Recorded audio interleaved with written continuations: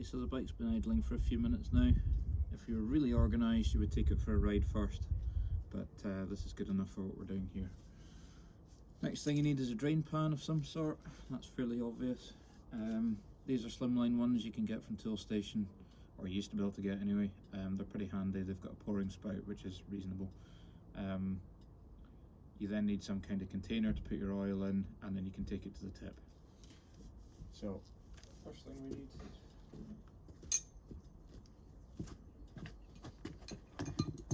your drain plug is a 17mm. It's here, it's between the two exhaust pipes. I find the easiest option is a deep socket with a ratchet.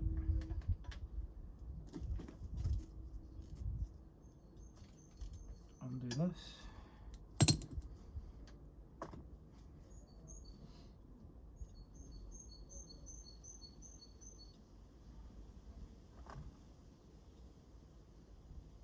Just watch you don't burn yourself on the hot exhaust.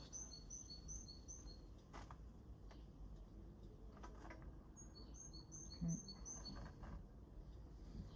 Having a rag handy is a good idea, especially if you're doing this on the area that you park your bike. You don't really want lots of oil around because there's a good chance that you'll get it on the tyres, or you'll stand on it and slip when you're getting on and off your bike.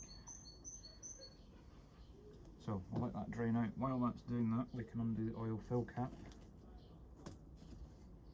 That'll speed things up slightly.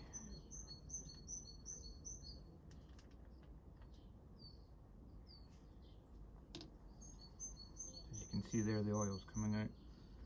It's under 3.5 litres these take, so it doesn't take very long to drain them, which is handy. Next thing we want to do is remove the filter. Now, there's a few ways of doing this. You can do the super bodge method, which is a set of channel locks, or one of these strap things, or in this case, I've got one of these tools here.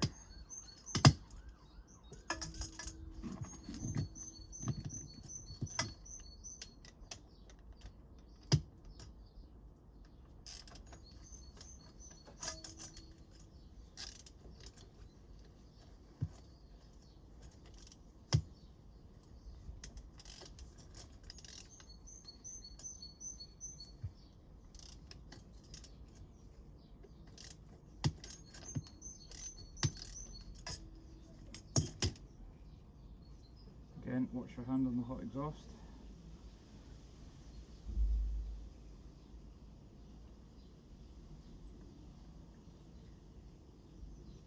And just undo that.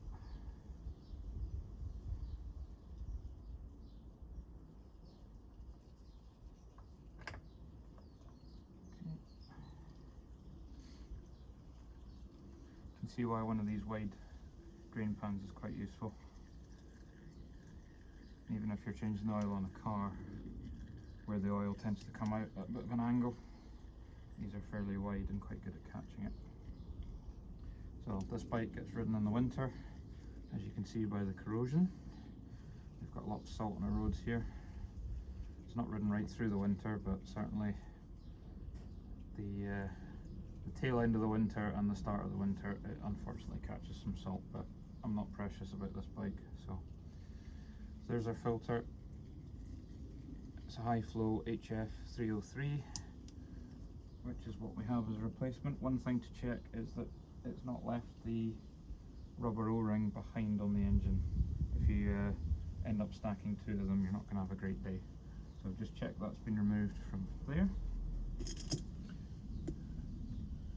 Here's the new filter. What I like to do is I put the mileage and the month and the year that I've changed it. It's maybe wishful thinking on my part, as you can see there.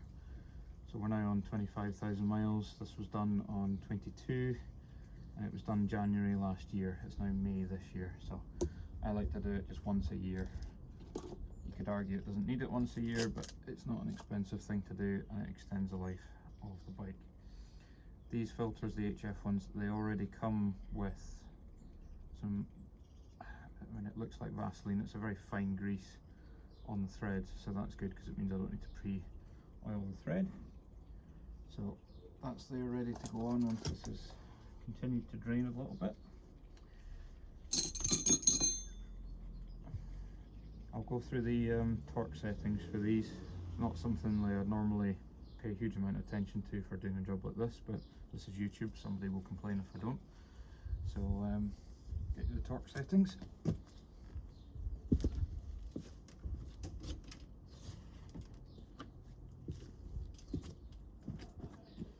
So in this particular model, which is the ER500, the oil drain plug is 29 Newton meters. The oil filter is 17 Newton meters.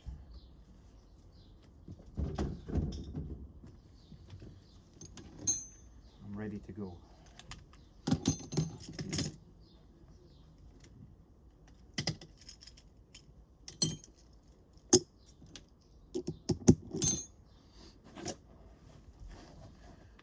As you can see, that's starting to slow down a bit, which is good to see. So we're getting there. If you don't warm the bike up first, this takes a bit longer. It will come out, but it takes a bit longer, and some of the sludgier stuff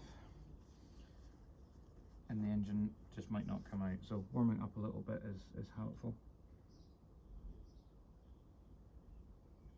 Alright, the next thing we need to do, if you're super organised, you'll have bought yourself a new copper O-ring for your drain plug. Now, if you don't have a new one of these, what you can do is you can take a blowtorch to this and get it cherry red and then let it cool down, and what that does is it anneals it, I think is the correct phrasing, and then you can reuse it. Alternatively, I have a box here of new O-rings, as you can see. So we'll see if we have one that's the size we're after. We do.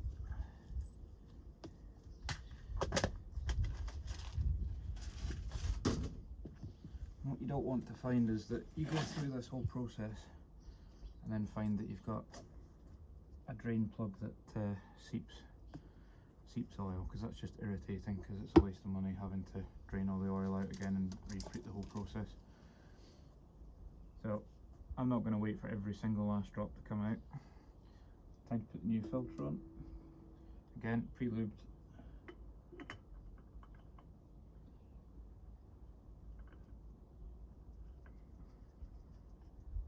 It's also worth noting that if you take a rag to the threads on the new filter, you'll quite often get some small bits of swarf out just from the manufacturing process. Depends how picky you are, but there's no point introducing bits of metal to your engine unnecessarily. So torque settings again, filter 17 Newton meters. I've never torqued this before, by the way. This is just for the sake of the video so that you can see it done right. I normally just do these hand tight.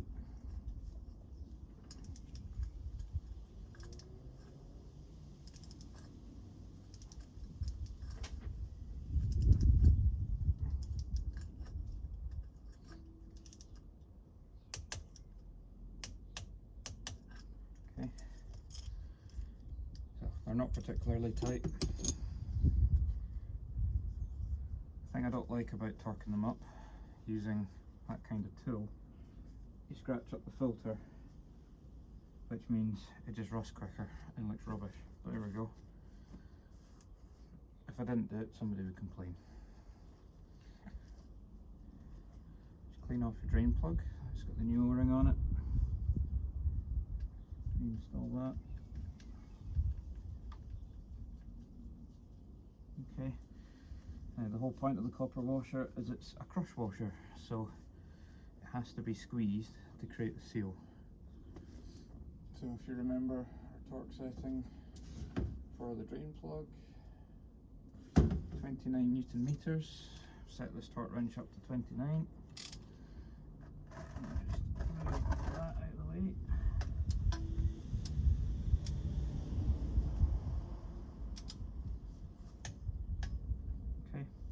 it's not much, but bearing in mind I've got all the leverage of this. Okay.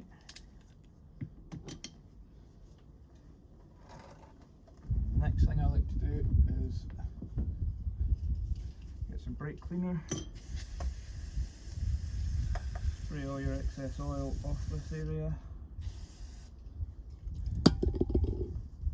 Just watch if your exhausts are really hot and you're spraying brake cleaner around, there's a bit of a fire risk, but you've got to live on the edge sometimes, haven't you? Okay. Next job to do is to put the oil in. So, one funnel. Just check this is actually in shot. It's not in shot, that's handy. There we go.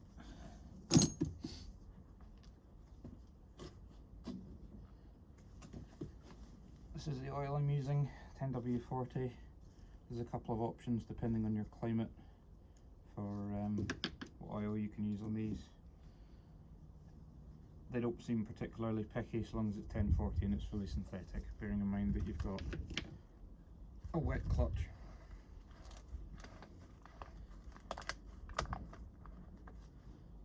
Make sure your funnel's clean. I've got some bits of dirt in there, so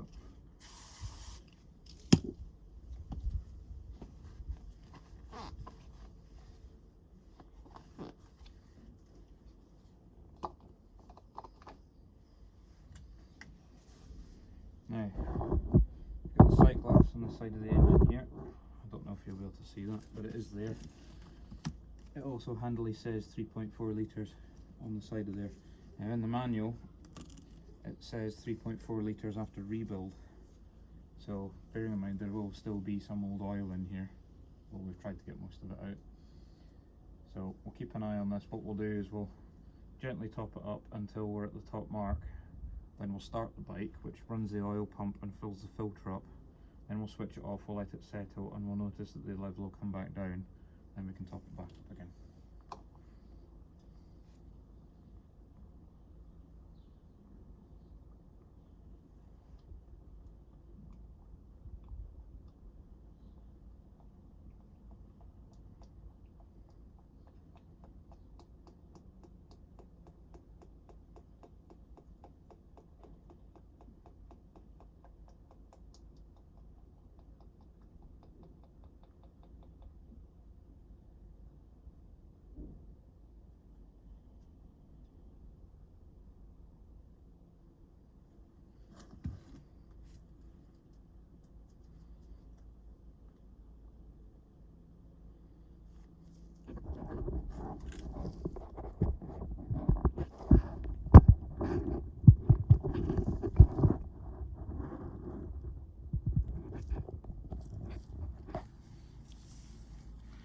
So you can see the oil level there.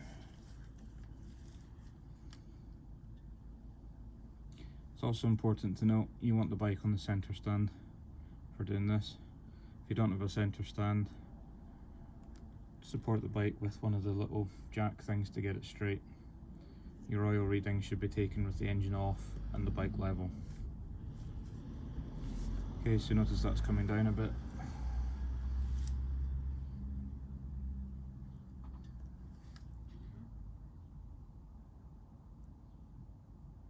Top up a bit more.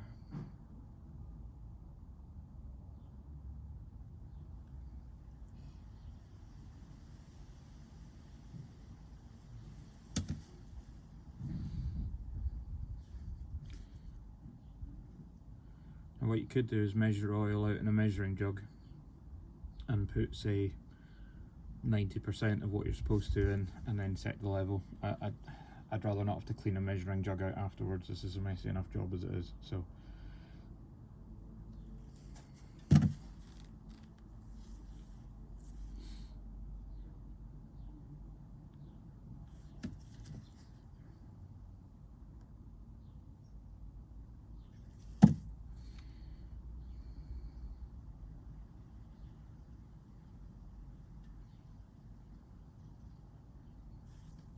Level's dropped to about half there again, so we'll go for another quick wee bit.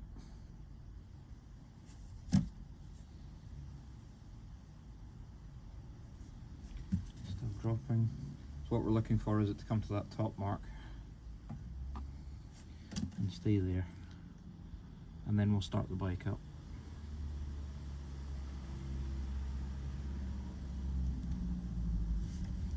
Okay. A little bit more. Okay, so you'll see it's dropped just below the top there. So at this point what we'll do, put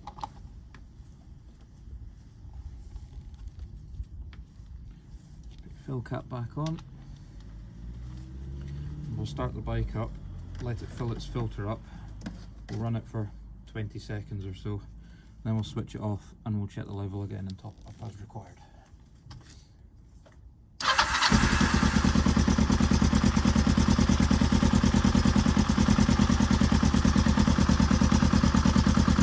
The level's dropping because the oil's being circulated.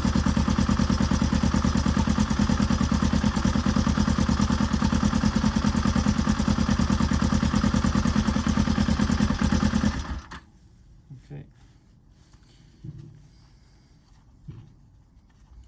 We'll give that a few seconds rather to just come back down again. So it's only a small filter, so we're not going to be looking at a huge amount of oil, but you can see that the level's sort of fairly consistent down at the bottom there now. So hopefully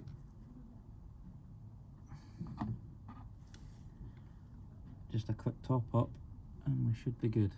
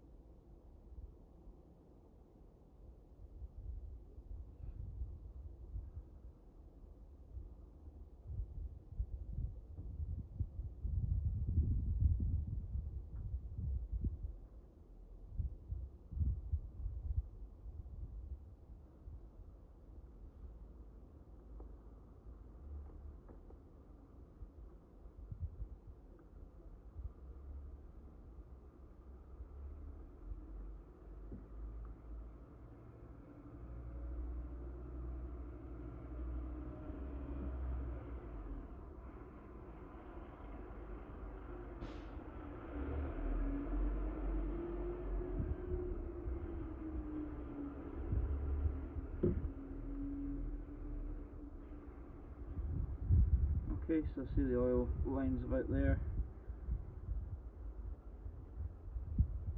Let that settle out for a wee minute while I tidy up, and we might need one final little top up. Next thing to do is to check that your sump plug's not leaking and check that your filter's not leaking. Okay. Apologies for the noise. The lorry's just arrived outside. There we are. So I'm quite happy with that oil level there. But as I say, I'll tidy up and I'll recheck it just before I put the container of oil away. Also worth noting that your rubber O-ring in there is in decent condition. You don't want oil leaks on a motorbike, because as you're moving, all the oil coming out is going to go onto your back tyre, which can result in some unfortunate events. Hope that helps some of you.